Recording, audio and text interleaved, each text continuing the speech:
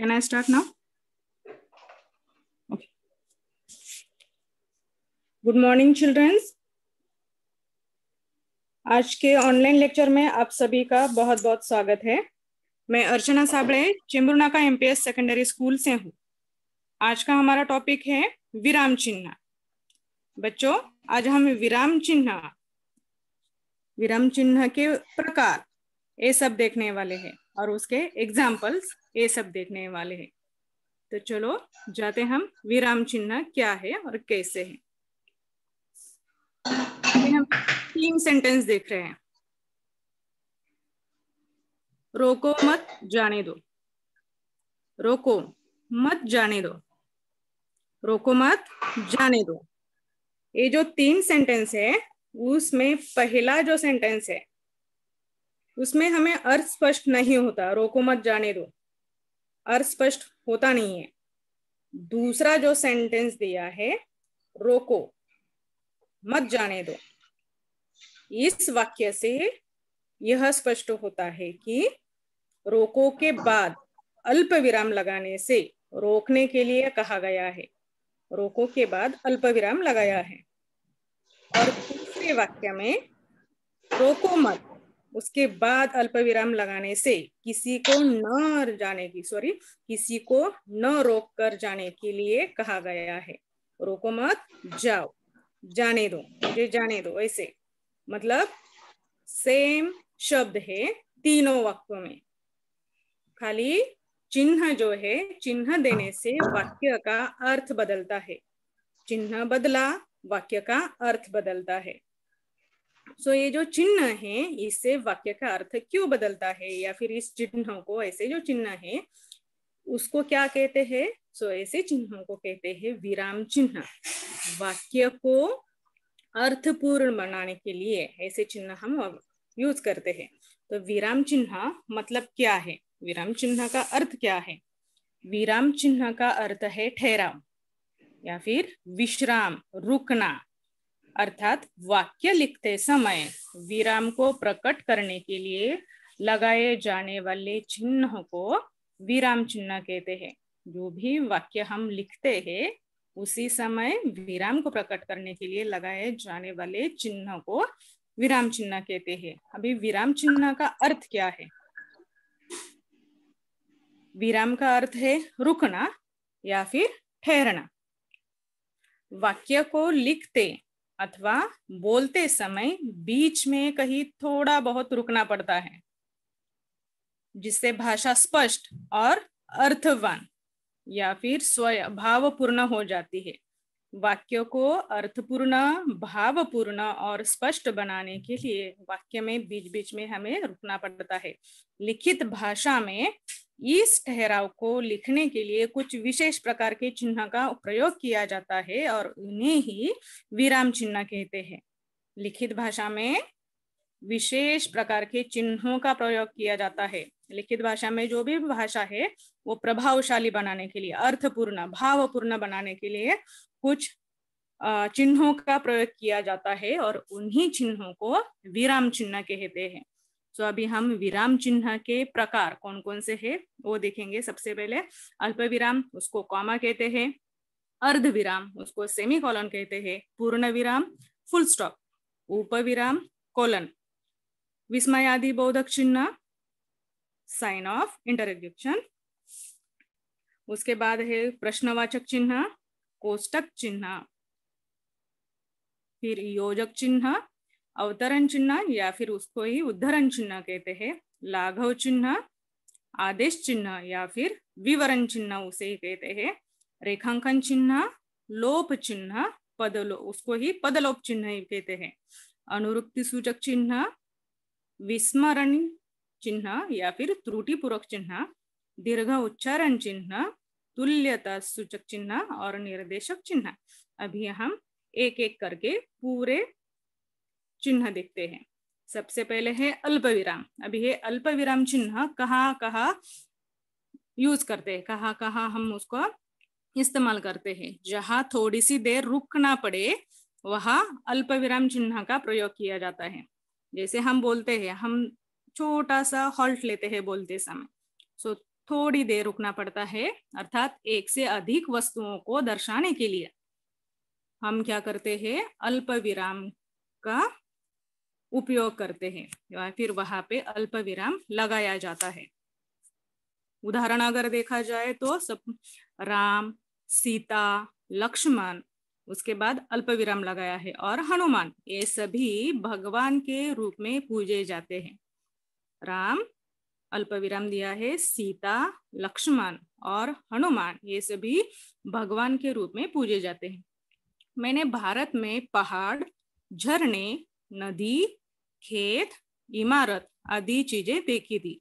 अभी बच्चों यहाँ पे पहाड़ के बाद अल्प विराम दिया है, झरने, फिर नदी, फिर खेत, इसके बाद अल्प विराम दिया है। मतलब दो चीजों या फिर दो वस्तुओं को दर्शाने के लिए अल्प विराम का उपयोग किया जाता है। अभी अल्प विराम का प्रयोग निम्नलिखित परिस्थितियों में भी किया जाता है। कभी कभी किया जाता है अंकों को लिखते समय 1, 2 अल्प विराम देते हैं हम, 1, 2, 3, 4 ऐसे जो हम अंक उसमें हम ये भी लगाते हैं, अल्प विराम दर्शाते हैं। हाँ और ना के बाद भी, नहीं यह काम में नहीं कर पाने या फिर यह काम नहीं हो पाएगा, नहीं के बाद भी अल्प विराम है, थोड़ा सा ठहराव आता है, नहीं फिर अल्प विराम, यह काम नहीं हो पाएगा। एक ही प्रकार के शब्द के प्रयोग या फिर एक ही प्रकार के वाक्यांश की पुनरावृत्ति होने पर भी भाग, भाग शेराया, ऐसे भाग, भाग भाग शेराया, ऐसे भाग जो होता है उसके बाद भी कॉमा देते हैं। तारीख और महीने का नाम लिखने के बाद भी हम अल्प विराम लगाते हैं। आज सपोज 20 है, 20 जनवरी या फिर 23 जनवरी, फिर कॉमा 1897 को सुभाष चंद्र बोस का जन्म हुआ था। मतलब डेट लिखते समय, तारीख लिखते समय भी हम क्या करते हैं, अल्प विराम का प्रयोग करते हैं। दूसरा जो टाइप है वो है अर्धविराम। अभी अर्धविराम कभी कभी यूज करते हैं, कभी कभी उसका इस्तेमाल करते हैं जहां अल्प विराम की अपेक्षा कुछ अधिक देर तक रुकना पड़े, वहां अर्धविराम वो उसका प्रयोग किया जाता है। मतलब सूर्यास्त हो गया, अभी थोड़ा सा यहाँ पे हम क्या करते हैं, थोड़ा सा और ज्यादा हम रुकते हैं। सूर्यास्त हो गया, लालिमा का स्थान काली माँ ने ले लिया, सूर्यास्त हो गया, और फिर थोड़ा सा रुक के लालिमा का स्थान काली माँ ने ले लिया। सूर्योदय हो गया, चिड़िया कहने लगी, चहकने लगी और कमल खिल गए। सूर्योदय हो गया, सूर्यास्त हो गया, उसके बाद हम थोड़ा सा रुकते हैं, कुछ अधिक देर तक रुकना पड़ता है, तभी हम क्या करते हैं, अर्ध विराम लगाते हैं। और अगर उसका एग्जाम्पल देखे तो है, राम तो अच्छा लड़का है किंतु उसकी संगत कुछ ठीक नहीं है। राम तो अच्छा लड़का है, उसके बाद एक सेंटेंस हो गया, थोड़ा सा हम रुकते, वो तो अच्छा है, और फिर वहां पे अर्ध विराम लगाते हैं, किंतु उसकी संगत कुछ ठीक नहीं है। जिसे मैंने अपना दोस्त समझा, फिर वहां पे अर्ध विराम यूज करके फिर वही आस्तीन का सांप निकला। जिसे मैंने अपना दोस्त समझा, वहां पे हम थोड़ा सा रुकते हैं और उसके बाद वही आस्तीन का सांप निकला, वहां पे अर्ध विराम का प्रयोग करते हैं, जहाँ पे हम थोड़ा सा रुकते हैं। दो चीजों को दर्शाने के लिए, फिर दो वस्तुओं को दर्शाने के लिए हम क्या करते हैं, अल्प विराम लगाते हैं।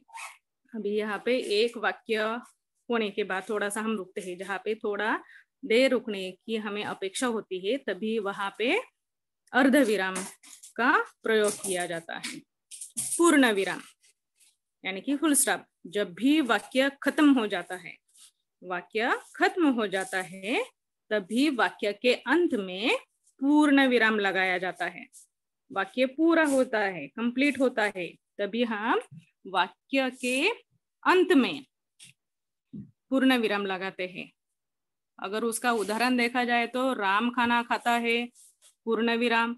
मोहन स्कूल जाता है, पूर्ण विराम। राम का दोस्त मोहन है, पूर्ण विराम। मैंने अपना काम पूरा किया, फिर पूर्ण विराम। वाक्य पूरा हुआ है, उसके बाद पूर्ण विराम का चिन्ह लगाया जाता है। और अगर उसके उदाहरण देखे जाए तो शाम ने खाना खा लिया, वह कल आएगा, पूर्ण विराम, तुम घर चले जाओ, फिर पूर्ण विराम। ऐसे वाक्य पूरा होने के बाद जिस चिन्ह का प्रयोग किया जाता है उसे बोलते हैं पूर्ण विराम। नेक्स्ट है उपविराम। जब किसी कथन को अलग दिखाना हो तो वहां पर उपविराम का प्रयोग किया जाता है। जब किसी कथन को अलग दिखाना हो तो वहां पे विराम, उपविराम चिन्ह का प्रयोग किया जाता है। प्रदूषण। प्रदूषण ये क्या है? एक अभिशाप। आप ऐसे लिखते हो ना, प्रदूषण एक अभिशाप। विज्ञान। विज्ञान ये वरदान है या फिर अभिशाप है? विज्ञान ये वरदान है या फिर अभिशाप है। किसी का कथन को अलग करने, प्रदूषण पूरे एक टॉपिक उसको अलग करने के लिए प्रदूषण एक अभिशाप है। विज्ञान ये वरदान है या फिर अभिशाप है। ऐसे जो चिन्ह लगाया जाता है उसको क्या कहते हैं? उपविराम चिन्ह कहते हैं। जब किसी कथन को अलग दिखाना होता है, किसी सब्जेक्ट को हमें अलग दिखाना होता है, तभी ऐसे कोलन का उपयोग किया जाता है। आपका विज्ञान ये सब्जेक्ट है, वहां पे भी विज्ञान, तंत्रज्ञान ऐसे कुछ होता है ना आपके बुक में भी, विज्ञान और तंत्रज्ञान ऐसे आप यूज करते हो। या फिर प्रदूषण, शाप या वरदान ऐसे है। सॉरी, प्रदूषण एक अभिशाप, विज्ञान वरदान या अभिशाप, ऐसे वहां पे इस चिन्ह का उपयोग किया जाता है। विस्मयादि बोधक चिन्ह। विस्मयादि बोधक चिन्ह का प्रयोग वाक्य में हर्ष, विवाद, विस्मय, घृणा, आश्चर्य, करुणा, भय आदि का बोध कराने के लिए किया जाता है। अर्थात उसका प्रयोग अव्यय शब्द से पहले किया जाता है। हाय, उसके बाद विस्मयादि बोधक चिन्ह। आह, उसके बाद भी विस्मयादि बोधक चिन्ह। छी, अरे, शाबाश ऐसे जो शब्द होते हैं उसके बाद विस्मयादि बोधक चिन्ह का उपयोग करते हैं। मतलब हमारा जो भाव होता है, हमारी जो फीलिंग्स होती है, चाहे वो खुशी की हो, विवाद की हो, घृणा की हो, आश्चर्य की हो या फिर ममता की हो, उसके बाद ये विस्मयादि बोधक चिन्ह का प्रयोग किया जाता है। हाय, वो मर गया। हाय, उसके बाद विस्मयादि चिन्ह बोधक, हमें दुख होता है तभी वह मर गया। हाय, उसके बाद विस्मयादि बोधक चिन्ह का प्रयोग किया जाता है। आह, कितना सुंदर मौसम है। आह, उसके बाद विस्मयादि बोधक चिन्ह का प्रयोग किया जाता है। वाह, कितना सुंदर वृक्ष है। वाह के बाद विस्मयादि चिन्ह, विस्मयादि बोधक चिन्ह का उपयोग किया है। वाह, क्या आलीशान घर है। फिर वाह के बाद अरे, फिर विस्मयादि बोधक चिन्ह, तुम यहाँ, ओह, यह तो उसके साथ बुरा हुआ। उसके बाद ओह के बाद विस्मयादि बोधक चिन्ह।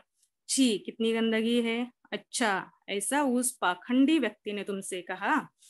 शाबाश, मुझे तुमसे यही उम्मीद थी। हे भगवान, फिर विस्मयादि बोधक, ये क्या अनर्थ कर दिया तुमने, ये सब। ओके, मतलब जो भी हमारे जो फीलिंग्स होते हैं उसको एक्सप्रेस करने के लिए हम जो वर्ड यूज करते हैं, जो शब्द हम आजमाते हैं, उसके बाद विस्मयादि बोधक चिन्ह का प्रयोग किया जाता है। प्रश्नवाचक चिन्ह या फिर प्रश्न चिन्ह। सो प्रश्न चिन्ह का प्रयोग प्रश्नवाचक वाक्य के अंत में किया जाता है। प्रश्नवाचक यानी कि जिस वाक्य में प्रश्न पूछा जाता है उस वाक्य के अंत में प्रश्न चिन्ह का प्रयोग किया जाता है। वह क्या लिख रहा है, क्या लिख रहा है, क्या, वह क्या लिख रहा है, और बाद में प्रश्न चिन्ह का प्रयोग किया जाता है। ताजमहल किसने बनवाया, ताजमहल किसने बनवाया, उसके बाद प्रश्न चिन्ह का प्रयोग किया गया है। प्रश्नसूचक शब्द जैसे क्या, कहाँ, क्यों, कब, कैसे, किस लिए आदि का प्रयोग जिन वाक्यों में होता है, कौन कौन से शब्द आ सकते हैं? क्या, कहाँ, क्यों, कब, कैसे, किस लिए, ऐसे जो शब्द उन वाक्यों में होता है वहां वाक्य के अंत में प्रश्न चिन्ह का प्रयोग किया जाता है। जैसे कि तुम्हारा नाम क्या है, तुम कहाँ रहे हो, फिर प्रश्न चिन्ह। तुम यहाँ क्यों आए हो, प्रश्न चिन्ह। तुम्हारा यहाँ कैसे आना हुआ, फिर प्रश्न चिन्ह। तुम दिल्ली से कब आए, प्रश्न चिन्ह।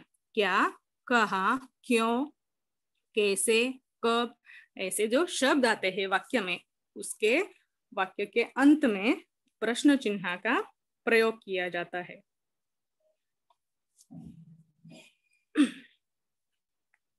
कोष्टक चिन्ह। अभी कोष्टक चिन्ह मतलब क्या?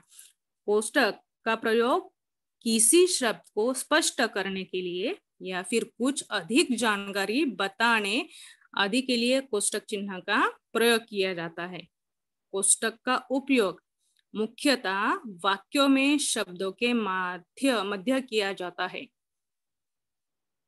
लघु कोष्टक, मझला कोष्टक और दीर्घ कोष्टक भी उनको कहते हैं।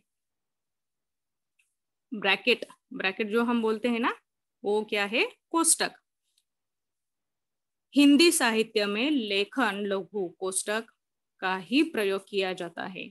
इसका उपयोग हमेशा जोड़ी में ही होता है, जैसे कि दशहरे के अवसर पर दशानन यानी कि इन ब्रैकेट दशानन मतलब रावण के पुतले को दहन किया जाता है, वहां पे कोष्टक यूज किया है, लघु कोष्टक का उपयोग किया है। राजेंद्र प्रसाद और फिर लघु कोष्टक का यूज किया है भारत के प्रथम राष्ट्रपति राजेंद्र प्रसाद। ये कौन है? कुछ विशेष जानकारी, अधिक जानकारी बताने के लिए क्या करते हैं? कोष्टक का प्रयोग किया जाता है। अभी राजेंद्र प्रसाद ये कौन है? भारत के प्रथम राष्ट्रपति। वो दर्शाने के लिए क्या किया है? लघु कोष्टक का उपयोग किया है। उनका जन्म 3 दिसंबर 1884 को हुआ था। और अगर उदाहरण देखा जाए तो विश्वामित्र और फिर उसकी अधिक जानकारी कैसे है? क्रोध में कांपते हुए। अभी लघु कोष्टक में दिया है क्रोध में कांपते हुए ठहर जा। विश्वामित्र और फिर इन ब्रैकेट विश्वामित्र कैसे थे? क्रोध में कांपते हुए, और किसी ने बोला विश्वामित्र ठहर जा। दूसरा है धर्मराज। धर्मराज को ही क्या बोलते हैं? दूसरा नाम है युधिष्ठिर। धर्मराज और लघु कोष्टक सत्य और धर्म के संरक्षक थे। धर्मराज मतलब युधिष्ठिर, ये कौन थे? सत्य और धर्म के संरक्षण थे। उसके बाद है योजक चिन्ह। योजक चिन्ह मतलब क्या? योजक चिन्ह का प्रयोग समस्त पदों के मध्य में किया जाता है, मतलब दो शब्द को अलग अलग दर्शाया जाता है। जैसे कि शब्द युग्म होता है सुख दुख, लाभ हानि, दिन रात, यश अपयश, तन मन धन, ऐसे दो शब्दों के बीच में ये योजक शब्द का उपयोग किया जाता है। सुख दुख, लाभ हानि, दिन रात, यहाँ पे फिर योजक चिन्ह यश, योजक चिन्ह अपयश, तन, योजक चिन्ह मन, योजक चिन्ह धन। देश के दीवानों में तन मन धन से देश की रक्षा के लिए प्रयत्न किया। तन, उसके बाद योजक चिन्ह मन, उसके बाद योजक चिन्ह धन। ऐसे शब्दों में, दो शब्द में हम क्या करते हैं? योजक चिन्ह का प्रयोग करते हैं। दो समस्त पदों के मध्य में योजक चिन्ह का प्रयोग किया जाता है। उसके बाद है अवतरण चिन्ह। अवतरण चिन्ह उसको ही इन्वर्टेड कॉमा कहते हैं। अवतरण चिन्ह कहाँ इस्तेमाल करते हैं? तो किसी की कही हुई बात को उसी तरह प्रकट करने के लिए अवतरण चिन्ह का प्रयोग किया जाता है। किसी ने अगर कुछ बात कही हो तो उसको दर्शाने के लिए, वो दिखाने के लिए अवतरण चिन्ह का प्रयोग किया जाता है। तुलसीदास ने सत्य कहा है। तुलसीदास ने सत्य कहा है। क्या सत्य कहा है? पराधीन सपने हूँ सुख नाही, और फिर अवतरण चिन्ह कंप्लीट। जयशंकर प्रसाद ने कहा है, जयशंकर प्रसाद ने कहा है, क्या कहा है? जो उसका वाक्य है वो दर्शाने के लिए क्या करेंगे? अवतरण चिन्ह। फिर अवतरण चिन्ह में क्या लिखना है? जीवन विश्व की संपत्ति है। यहाँ पे वाक्य पूरा हुआ, पूर्ण विराम लगाया है और अवतरण चिन्ह पूरा किया है। पहला का अवतरण चिन्ह, फिर जो भी उसने बोला है, जो भी उन्होंने बोला है उनकी बात वो लिखिए, फिर फुल स्टॉप अगर है तो फुल स्टॉप दिया है और उसके बाद अवतरण चिन्ह पूरा किया है। राम ने कहा, राम ने कहा कॉमा, क्या कहा है? सत्य बोलना सबसे बड़ा धर्म है। फिर उनका बोलना वो कंप्लीट हो गया, उनका वाक्य पूरा हुआ और फिर अवतरण चिन्ह का प्रयोग किया जाता है। जो किसी की बात कही है उसको प्रकट करने के लिए अवतरण चिन्ह का उपयोग किया जाता है। और भी हम उसके एग्जाम्पल देख सकते हैं। गोदान, अवतरण चिन्ह सिंगल अवतरण चिन्ह, एकेरी अवतरण चिन्ह है। को मुंशी प्रेमचंद का अंतिम और सबसे महत्वपूर्ण उपन्यास माना जाता है। दूसरा जो है हिंदुओं का एक प्रमुख वाक्य ग्रंथ, एक सिंगल इन्वर्टेड कॉमा है, महाभारत है। किसी और के द्वारा लिखे या फिर कहे गए शब्दों को जो का त्यों लिखने के लिए अवतरण चिन्ह या उद्धरण चिन्ह का प्रयोग किया जाता है। किसी और के द्वारा लिखे गए कहे गए शब्दों को डबल अवतरण चिन्ह में लिखा जाता है या फिर अवतरण चिन्ह या फिर उद्धरण चिन्ह का प्रयोग किया जाता है। हरिवंश राय बच्चन ने कहा, हरिवंश राय बच्चन ने किसी और ने कहे गए वाक्य को, अभी उन्होंने क्या कहा? किसी एक व्यक्ति ने कोई वाक्य बोला है, तभी हम क्या करेंगे? डबल इन्वर्टेड कॉमा का यानी कि अवतरण चिन्ह का प्रयोग करेंगे। मन का हो तो अच्छा, मन का हो तो अच्छा, मन का ना हो तो और भी अच्छा। मन का हो तो अच्छा है, मन का ना भी हो तो और अच्छा। यहाँ पे अल्प विराम भी यूज किया है। मन का हो तो अच्छा, एक हो गया वाक्य, फिर अल्प विराम दिया है और फिर मन का ना हो तो भी और अच्छा। और फिर यहाँ पे जो उनका वाक्य था वो पूरा होने के बाद अवतरण चिन्ह पूरा किया है। लाघव चिन्ह, लाघव चिन्ह मतलब क्या? किसी बड़े तथा प्रसिद्ध शब्द को संक्षेप में लिखने के लिए उस शब्द का पहला अक्षर लिखकर उसे आगे शून्य लगाते हैं, उसे शून्य ही या फिर लाघव चिन्ह कहते हैं। मतलब डॉक्टर के लिए इन शॉर्ट हम डॉ और फिर डॉट लिखते हैं, ओके। पंडित के लिए पन और फिर आगे ऐसे जीरो जैसे लिखाते हैं, शून्य दिखाते हैं। इंजीनियर के लिए इंजी और जीरो। उत्तर प्रदेश के लिए ऊ और फिर जीरो, प्र फिर जीरो। मतलब किसी का शॉर्टकट अगर हमें लिखना है, संक्षेप अगर लिखना है तो हम क्या करते हैं? ऐसे जीरो का या फिर लाघव चिन्ह का प्रयोग करते हैं। नेक्स्ट है विवरण चिन्ह। विवरण चिन्ह को ही आदेश चिन्ह भी कहते हैं। विवरण चिन्ह का प्रयोग वाक्यांश के विषयों में कुछ सूचक निर्देश आदि देने के लिए किया जाता है। यानी कि आम के निम्न फायदे हैं, आम के क्या क्या फायदे हैं, सो फिर सूचक चिन्ह, उसके बाद आम के क्या फायदे, वो 1 2 3 4 ऐसे वो फायदे देते लिखते हैं। आप भी क्वेश्चन में आप कैसे पॉइंट टू पॉइंट आंसर लिखते हैं। सो पहले जो पॉइंट लिखा जाता है उसके बाद हम जो साइन देते हैं या फिर जो चिन्ह का उपयोग करते हैं उसको क्या कहते हैं? विवरण चिन्ह। संज्ञा के 3 मुख्य भेद होते हैं, फिर संज्ञा के 3 मुख्य भेद होते हैं, उसके बाद विवरण चिन्ह का प्रयोग किया जाता है और उसके बाद संज्ञा के 3 मुख्य भेद कौन थे वो लिखने हैं। वचन के 2 भेद होते हैं, फिर वचन के कौन से 2 भेद होते हैं? मतलब वाक्यांश में मुख्य विषय में कुछ सूचक निर्देश आदि दिखाने के लिए क्या किया जाता है? विवरण चिन्ह का प्रयोग किया जाता है। जैसे कृपया निम्नलिखित नियमों का पालन करें, और उसके बाद जो भी नियम है वो लिखे जाते हैं। भारत में आम की कई किस्में पाई जाती है जिनमें कुछ निम्न है। यहाँ पे और भी कोई हमें मिलता है देखने के लिए, वो नीचे दिए हुए हैं, या फिर हम कुछ रूल बोलते हैं, आपको दिए हुए रूल नीचे की तरह निम्न प्रकार के हैं, और फिर 1 बाय 1 आपको नियम दिखाए जाते हैं। उसके बाद है रेखांकन चिन्ह। रेखांकन चिन्ह मतलब क्या? किसी भी वाक्य में महत्वपूर्ण शब्द, पद या फिर वाक्य को रेखांकित करने के लिए रेखांकन चिन्ह का प्रयोग किया जाता है, अंडरलाइन का उपयोग किया जाता है। जो महत्वपूर्ण शब्द है, पद है या फिर वाक्य है, उसको दर्शाने के लिए रेखांकन चिन्ह या फिर अंडरलाइन का प्रयोग किया जाता है। हरियाणा और उत्तर प्रदेश को यमुना नदी, अभी यमुना नदी ये प्रमुख शब्द है, सो उसको अंडरलाइन किया है, उसको रेखांकन किया है। यमुना नदी पृथक करती है। गोदान, गोदान ये महत्वपूर्ण शब्द है।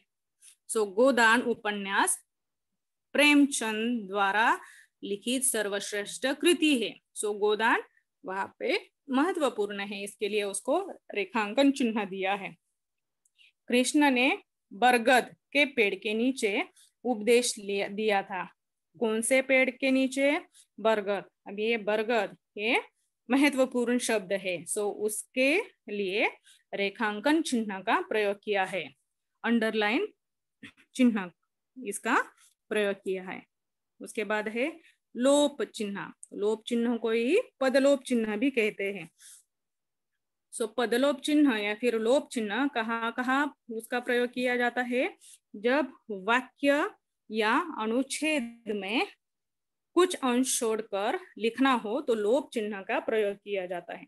जब वाक्य या फिर अनुच्छेद में कुछ अंश छोड़कर लिखना है, राम ने मोहन को गाली दी, मैं सामान उठा दूंगा पर, और फिर थोड़ा सा पदलोप चिन्ह, मैं घर अवश्य चलूंगा, और फिर थोड़ा सा पदलोप चिन्ह देता, पर तुम्हारे साथ, मैं घर चलूंगा और फिर हम थोड़ा सा रुकते हैं, वहां पे पदलोप चिन्ह का प्रयोग किया जाता है, पर मैं तुम्हारे साथ आऊंगा। उसके बाद है पुनरुक्ति चिन्ह। पुनरुक्ति चिन्ह मतलब क्या? रिपीट, रिपीट जो होता है, रिपीट पॉइंटर सिंबल जो है उसको क्या बोलते हैं? पुनरुक्ति चिन्ह। पुनरुक्ति सूचक चिन्ह का प्रयोग किसी वाक्यों को दोबारा लिखने से बचने के लिए किया जाता है।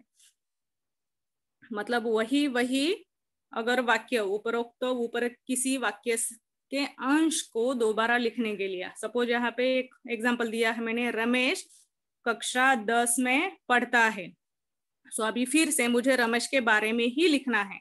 सो रमेश के पिता एक किसान है, रमेश अच्छा लड़का है, रमेश ये करता है। सो बार बार रमेश रमेश लिखने से मैं वहां पे कौन सा चिन्ह यूज करेंगे? पुनरुक्ति सूचक चिन्ह का प्रयोग किया जाता है। फिर रमेश ना यूज करके पुनरुक्ति सूचक चिन्ह यूज करने के बाद के पिता एक किसान है, उसका ही मतलब होता है रमेश के पिता एक किसान है। यहाँ पुनरुक्ति चिन्ह का प्रयोग रमेश के लिए हुआ है, जो पुनरुक्ति चिन्ह का यूज किया है वो रमेश के लिए। या फिर ऐसे भी ये दिया जाता है, सीरियल नंबर दिया जाता है, क्रम संख्या, दानकर्ता का नाम और दान का राशि। राम को लिए 100 रुपए, श्याम के लिए भी अगर 100 रुपए दिए हैं तो फिर पुनरुक्ति चिन्ह, प्रकाश के लिए भी 100 रुपए दिए हैं फिर पुनरुक्त चिन्ह, और आकाश के लिए 50 रुपए दिए हैं। जहां सेम सेम आता है, ऊपर के जैसे ही है ऐसे लिखना होता है, तभी पुनरुक्ति चिन्ह का प्रयोग किया जाता है। विस्मरण चिन्ह, जहां पे विस्मरण चिन्ह का प्रयोग लिखते समय किसी शब्द को भूल जाने पर किया जाता है। अभी यहाँ पे राम एक शब्द भूल गए हैं और ऊपर वो विस्मरण चिन्ह दिया है और जाएगा, राम गांव जाएगा। शाम और भूल गया लिखना, फिर उपरोक्त चिन्ह दिया, विस्मरण चिन्ह लिखा है, में रहते हैं, शाम चेंबूर में रहते हैं, राम बहुत और कैसा है भूल गए, इसके लिए विस्मरण चिन्ह दिया, लड़का है, राम बहुत अच्छा लड़का है। मैंने तुमसे वो बात और फिर कही, ये लिखना भूल गए थे, इसके लिए विस्मरण चिन्ह दिया और ऊपर लिखेंगे कही थी, मैंने तुमसे वो बात कही थी। जो शब्द हम भूल जाते हैं लिखते समय, तभी ऐसे विस्मरण चिन्ह देते हैं। दीर्घ उच्चारण चिन्ह। दीर्घ उच्चारण चिन्ह मतलब जब वाक्य में किसी शब्द को विशेष उच्चारण में अन्य शब्दों की अपेक्षा से अधिक समय लगाता है, वहां दीर्घ उच्चारण चिन्ह यानी कि जैसे कि एस ऐसे दिया जाता है, उसका प्रयोग किया जाता है। छंद में दीर्घ मात्रा यानी कि का, की, कु, के, कई, को, कौ और लघु मात्रा क, की, कु, कर ऐसे जो है वो उनको दर्शाने के लिए दीर्घ उच्चारण का प्रयोग किया जाता है। जो हमारे बुक में होता है वो ऐसे एस एस दिया जाता है ना, उसको दीर्घ उच्चारण चिन्ह कहता है। तुल्यता सूचक। तुल्यता सूचक मतलब किसी शब्द अथवा गणित के अंकों के मध्य में तुल्यता सूचक यानी कि समानता बराबरी की दर्शाने के लिए तुल्यता सूचक का प्रयोग किया जाता है। इक्वल इक्वल या ऐसे उसको क्या किया जाता है, तुल्यता सूचक, इसका प्रयोग किया जाता है। अशिक्षित तुल्यता सूचक चिन्ह, उसी का मतलब क्या है, उसी के बराबर क्या है, अनपढ़। 4 और 4, इस मतलब 4 और 4 कितना, 8 के बराबर का है। अ तुल्यता सूचक चिन्ह ब मतलब ब के बराबर का है। सो बराबर का या फिर समानता दर्शाने के लिए तुल्यता सूचक चिन्ह का प्रयोग किया जाता है। दूसरा है निर्देशक चिन्ह यानी कि डैश। निर्देशक चिन्ह का प्रयोग विषय, विवाद, संबंधी प्रत्येक शीर्षक के आगे, उदाहरण के पश्चात, कथोपकथन के नाम के आगे किया जाता है, उसको रेखा चिन्ह भी कहा जाता है। जैसे कि उदाहरण जैसे, और फिर उसके बाद निर्देशक चिन्ह दिया जाता है, जैसे निर्देशक चिन्ह अनार, आम, संतरा। अध्यापक, अध्यापक और फिर निर्देशक चिन्ह तुम जा सकते हो। अध्यापक ने कहा तुम जा सकते हो, मतलब निर्देशक चिन्ह वहां पे प्रयोग किया है। किसी शब्द की पुनरावृत्ति होने पर अर्थात एक ही शब्द को दोबारा लिखने या फिर दो बार अगर लिखते हैं तो बीच में संयोजक चिन्ह, ये जो निर्देशक शब्द है या चिन्ह है उसको ही संयोजक चिन्ह कहते हैं, उसको ही सामासिक चिन्ह भी कहते हैं। सो दो शब्दों में जो दो बार आता है, दो निर्देशक चिन्ह दो हाथ हो जाए, वहां पे भी निर्देशक चिन्ह का प्रयोग किया जाता है। एक ही शब्द दो बार आता है तभी। सो कोष तक पानी का नामो निशान न था। सो सेम वर्ड आया, फिर निर्देशक चिन्ह। कभी कभी, फिर निर्देशक चिन्ह, कभी के बाद निर्देशक चिन्ह, फिर कभी, मैं ख्यालों में खो जाता हूँ। युग्म चिन्हों के शब्द में भी किया जाता है, हार और जीत, वहां पे भी निर्देशक चिन्ह का उपयोग किया जाता है।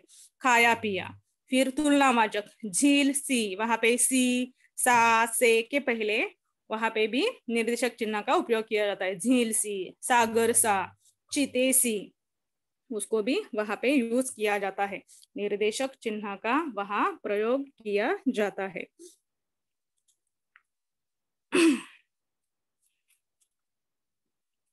बच्चों, आपको ये जो हमने पूरे इतने 18 हमने विराम चिन्ह देखे, आपको क्या करना है, ये सब विराम चिन्हों का वाक्यों में प्रयोग करना होता है। जब भी ऐसे आपको एग्जाम में आपको ऐसे क्वेश्चन आया जाता है, बोर्ड के एग्जाम में।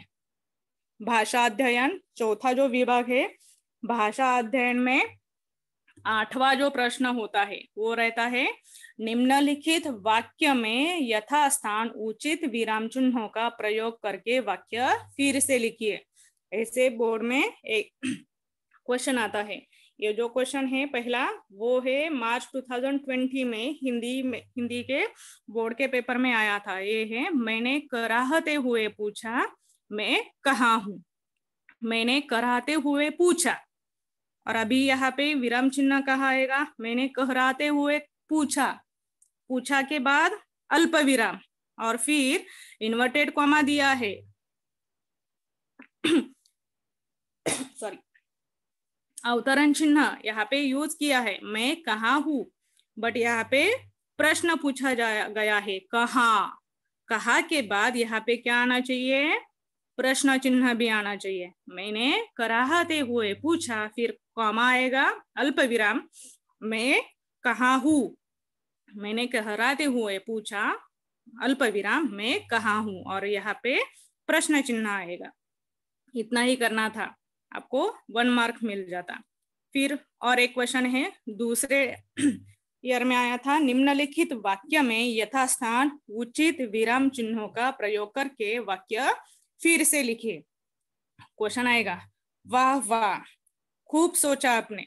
अभी वाह वाह यहाँ पे क्या है, विस्मयादि बोधक चिन्ह का उपयोग करना है।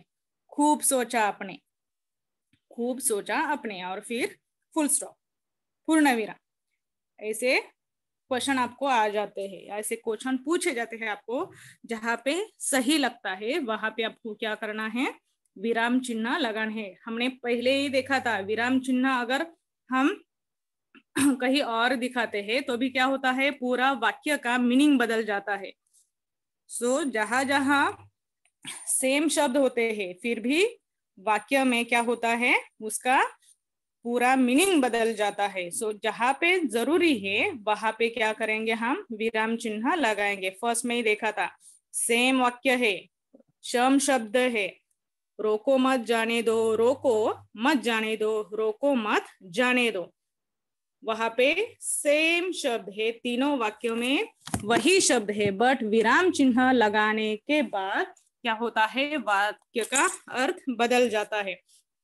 बच्चों ये सब आपको वाक्य में प्रयोग, जब भी आप विराम चिन्ह का प्रयोग करते हो तभी वहां पे आपको उस चिन्ह का नाम लिखना जरूरी नहीं होता है। मतलब वो अर्ध विराम है, वो पूर्ण विराम है, या फिर अल्प विराम है, विस्मयादि बोधक चिन्ह है, चिन्ह का नाम लिखना नहीं होता है। आपको क्या करना है, उचित विराम चिन्ह उस सेंटेंस में लगाना होता है। मैक्सिमम अल्प विराम, अर्ध विराम, पूर्ण विराम, विस्मयादि बोधक चिन्ह, प्रश्नवाचक चिन्ह, कोष्टक, अवतरण चिन्ह और निर्देशक चिन्ह। इन चिन्हों का ज्यादा से ज्यादा प्रयोग किया जाता है।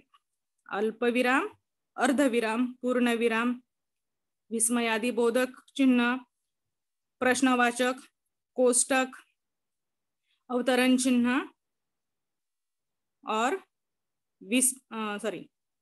निर्देशक चिन्ह। ये जो चिन्ह है उनका मैक्सिमम यूज किया जाता है। सो आपको भी जितने भी आपको क्वेश्चंस मिलेंगे, जितने भी आपको सेंटेंस मिलेंगे, आपको क्या करना है, प्रैक्टिस के लिए एक एक सेंटेंस लिख के वहां पे जहां जहां पे उचित है वहां वहां विराम चिन्ह का प्रयोग करके उसकी प्रैक्टिस करना है। कहाँ कहाँ हम यूज कर सकते हैं, ये सब जो हमने देखे, जो 18 जो हमने चिन्ह देखे, उन सब का आपको क्या करना है, घर पे प्रैक्टिस करनी है। ये सब कहाँ कहाँ, बट ऐसे प्रयोग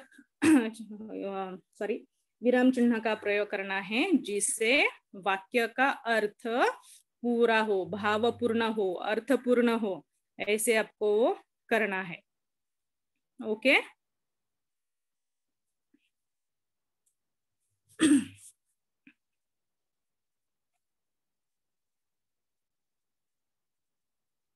मे बी आपको चिन्ह दिया जाएगा और उसको उसका नाम क्या है वो अभी फिलहाल नहीं आता है। ऐसे क्वेश्चन आपको खाली जो हमने पहले देखा ना, निम्नलिखित वाक्यों को उचित चिन्ह लगाओ, विराम चिन्ह लगाओ, वैसे ही आपको क्वेश्चन दिया जाता है। आपको एक सेंटेंस दिया जाता है और वहां पे निम्नलिखित वाक्यों में यथास्थान उचित विराम चिन्हों का प्रयोग करके वाक्य फिर से लिखिए। ऐसे ही क्वेश्चन मोस्टली आता है। बाय चांस अगर आपको क्वेश्चन दिया जाएगा, अगर आएगा, एक कोई चिन्ह दिया जाएगा और उसका नाम लिखो, उसके चांसेस बहुत कम है, बट फिर भी अगर आया तो आपको उस चिन्ह का नाम लिखना है। बट मोस्टली यही क्वेश्चन आता है, निम्नलिखित वाक्य में यथास्थान उचित विराम चिन्ह का प्रयोग करके वाक्य फिर से लिखिए। ऐसे ही आपको प्रश्न पूछा जाता है। ओके, सो 2 हमने एग्जाम्पल्स लिए थे। मैंने कराते हुए पूछा मैं कहाँ हूँ, उसके बाद निम्नलिखित वाक्यों में यथास्थान उचित विराम चिन्हों का प्रयोग करके वाक्य फिर से लिखिए। वाह वाह, खूब सोचा आपने। ये जो है ऐसे ही आपको क्या करना है, उनकी प्रैक्टिस करनी है। ऐसे आपको शब्द दिए जाएंगे, ऐसे एक सेंटेंस दिए जाएंगे और वहां पे आपको उचित विराम चिन्हों का प्रयोग करके लिखना होगा। कहाँ पे कॉमा देना है, कहाँ पे डबल इन्वर्टेड कॉमा देना है, सिंगल इन्वर्टेड कॉमा कहाँ देना है, फुल स्टॉप कहाँ देना है, कॉमा अल्प विराम कहाँ देना है, पूर्ण विराम कहाँ देना है, अवतरण चिन्ह आपको कहाँ देना है, ये सब आपको उसकी प्रैक्टिस करनी होगी। ठीक है, किसी को कुछ डाउट है?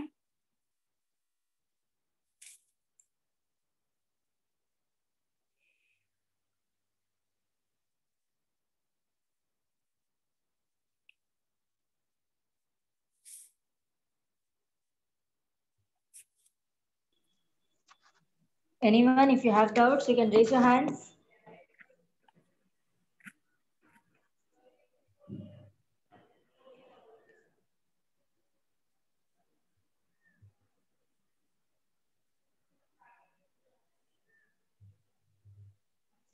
No one is having the doubts. Ma'am, we'll stop here. Okay, ma'am. Yeah, okay. Thank you. Okay, can I leave? Yes, yes. Okay, thank you so much. Thank you.